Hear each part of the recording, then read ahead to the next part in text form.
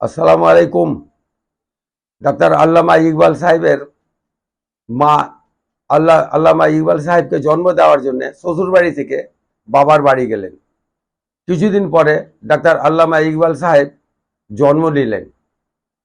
জন্ম নেওয়ার পরে যখন আবার বিদায় হয়ে ওনার মা শ্বশুর বাড়ি এলেন, তখন ওর বাবার কাছে থেকে কিছু টাকা নিয়ে এসেছিলেন।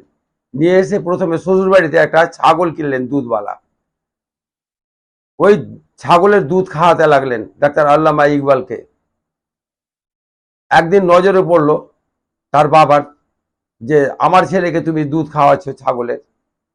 তো তখন উনি বললেন যে তোমার নাজায়েজ টাকার আমি দুধ খাওয়াবো না, আমি হারামের কোনো জিনিস খাওয়াবো না, যার জন্য আমি আমার ছেলেকে আমার বাবার কাছে থেকে টাকা নিয়ে এসেছি, দিয়ে ছাগল কিনেছি, আমি হালাল খাওয়াচ্ছি।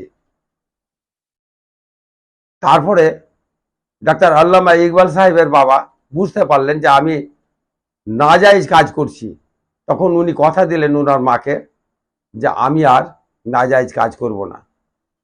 তারপরে ডাক্তার আল্লামা ইকবাল সাহেব বড় হলেন এবং আপনারা অনেকে জানেন যে উনি একটা রাষ্ট্রীয় গান লিখেছেন, যেটা সারে জাহাঁ সে আচ্ছা হিন্দুস্তান হামারা।